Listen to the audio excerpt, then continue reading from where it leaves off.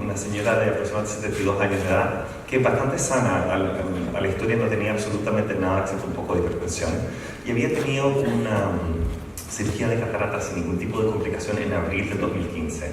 Partió un par de semanas después, 6 8 semanas después, con dolor y molestias en el ojo izquierdo, que había sido el ojo que había tenido la cirugía, y posteriormente desarrolló una úlcera, si uno lee el extenso material médico que había traído, y se había tratado de nuevo, como el caso anterior, como bacteriana, viral y luego fúngica. Sin embargo, si bien había tenido un cultivo previo, el cultivo había sido negativo, ya había sido tratada de forma empírica por todas estas cosas.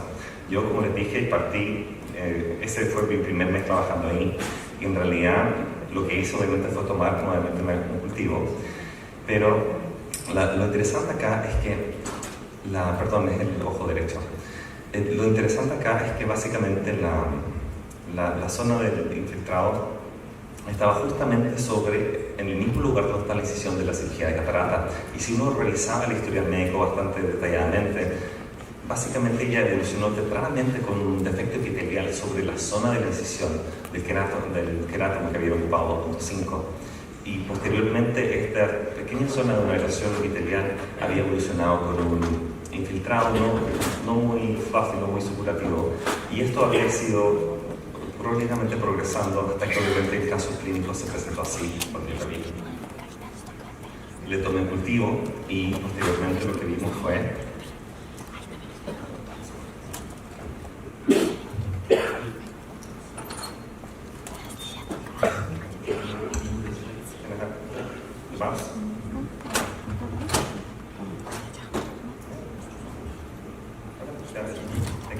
bueno, esta es la misma foto amplificada, como les decía, que en la zona donde se había hecho la incisión para la cirugía de catarata, que siendo el ojo derecho, había un cirujano en mano derecha sentado temporal, había sido un poquito inferior a las 9 horas.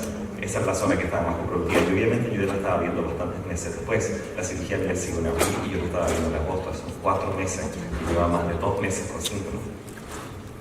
Y bueno, lo que hice fue que le retomé el cultivo, hizo scraping, pero el scraping no salió nada, y lo que resultó de ahí fue un Mycobacterium buccogemicum, o más conocido como una micobacteria atípica. Lo interesante fue que un par de meses después tengo la misma historia con un paciente, y obviamente lo que yo pensaba que, bueno, será el mismo médico, y no. Lo revisé y efectivamente el médico que le había hecho la cirugía de cataratas había trabajado en otro centro, era otro médico, y de hecho trabajaban en ciudades distintas. Este caso es un poco distinto en el sentido de que, si bien él era relativamente sano, sí tenía un antecedente, una parálisis facial también en el ojo derecho donde había empezado. Los síntomas nuevamente habían empezado unas 3 a 4 semanas después de su cirugía de catarata en ese ojo, y al igual se repetía la historia. Había sido tratado como una úlcera bacteriana viral y finalmente fúngica, pero a pesar de que había tenido un cultivo, no tenía un cultivo positivo. Entonces tenía todos los tratamientos empíricos. Y lo cultivé a él y tenía una Mycobacteria cheloni en este caso. Aquí en la misma foto no funcionó la lámpara para el segundo caso, pero es la misma foto con fluoresceína. Y aquí es algo bastante interesante, que uno no solo puede ver la zona donde todavía estaba la queratitis activa del defecto epitelial, pero además se alcanza a ver todo el PEE ahí, que probablemente sea bastante, por todos esos medicamentos que estaba recibiendo, una pituropatía más bien tóxica. Esto es otro caso, no es mío, pero sí podemos ver que no siempre se van a comportar tan bien, pero a veces las micobacterias atípicas pueden cursar con un cuadro bastante más agresivo. Bueno, las micobacterias atípicas, todos ya se pone un poco más complicado porque ni siquiera podemos ponernos de acuerdo cómo llamarlas. Le llaman micobacterias ambientales o micobacterias no tuberculosas, porque sencillamente son organismos más bien extraños. Normalmente, cuando vemos una queratitis por micobacteria, son pacientes que han sufrido algún tipo de trauma, y yo siempre incluyo la cirugía dentro de los traumas, no creo que sea una categoría distinta. Y lo interesante acá es que probablemente toda la gente que haga LASIK alguna vez ha visto un caso, 2 o 3, de pacientes con una micobacteria atípica en la interfaz después de un láser. Pero también está descrito después de la cirugía de catarata, como estos 2 casos que acabo de mostrarles, y normalmente sí vamos a esperar tener pacientes que tengan algún tipo de comorbilidad ocular, como el caso número 2, que tiene una parálisis facial con un poco de lagoftalmo, o pacientes que están sistémicamente inmunosuprimidos.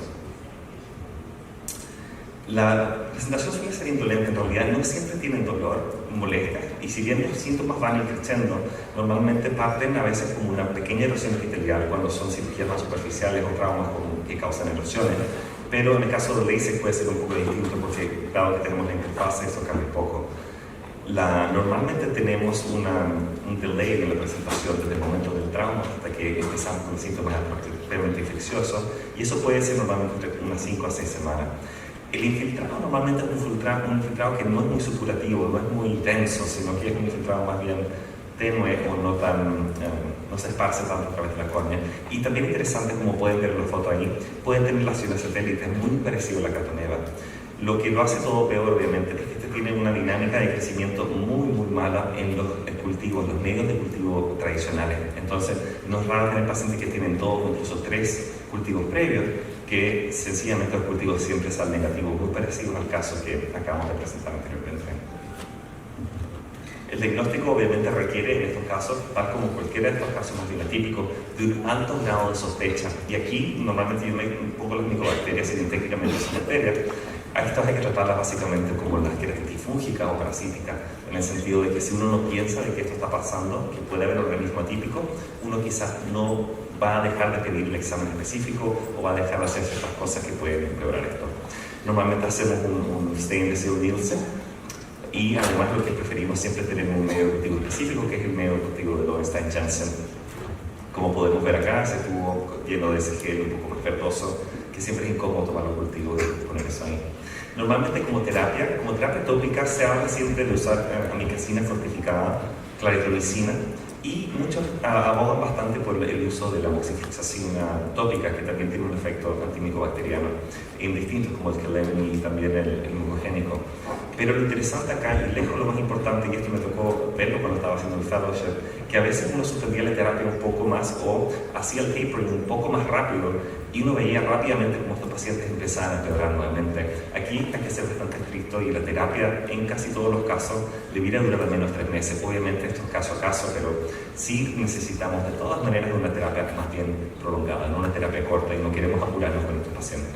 Normalmente lo que me ha funcionado a mí bastante bien es que parto una dosis de claritromicina oral 2 veces al día, 500 miligramos por 2 semanas, y lo he combinado con amikacina fortificada. Estos 2 pacientes anduvieron bastante bien con este esquema, y he manejado a otros pacientes igual, pero obviamente esto hay que tenerlo muy en cuenta porque puede variar la presentación, puede variar el subtipo de micobacterias y también las resistencias locales. Pero normalmente esto me ha funcionado bastante bien, pero voy a hacer otro hincapié de nuevo, que el tratamiento de estos casos debe ser prolongado, muy parecido a las amebas y a los hongos. Así que, si bien no tenemos que empezar cada 1 hora, cada 2 horas y dejarlo así por 3 meses, sí es importante prolongar esta terapia y lentamente, muy despacio, bajando la dosis de esto. Como modo de conclusión, siempre hay que tener un alto índice de sospecha para organismos atípicos, en particular en los organismos, en las úlceras, obviamente, que no responden a los antibióticos fortificados. Normalmente, si no responden a los antibióticos fortificados, tenemos un organismo que sea resistente a ambos, es extremadamente extraño, y normalmente eso abre la puerta para que pensemos en micobacterias, hongos y parásitos. Y obviamente, si es que ya el paciente ha sido cultivado, siempre incluir medios para encontrar microorganismos atípicos en la segunda o tercera vez que se cultiva el paciente. No nos olvidemos de las amebas, no nos olvidemos de las micobacterias y de los hongos, obviamente. Tratemos de evitar la terapia empírica, y normalmente tengamos un threshold bastante bajo para hacer biopsias, porque la biopsia puede ser la diferencia entre tener un diagnóstico etiológico específico y así evitar mucho tratamiento innecesario y acortar el tiempo de un diagnóstico específico, que nos va a ayudar bastante al resultado final. Y por favor, siempre tratar estos casos muy lentamente, no bajar la terapia rápidamente, a pesar de que pueda haber una respuesta inicialmente buena. Mantengamos la terapia al menos 3 meses, y así no nos vamos a equivocar. Muchas gracias.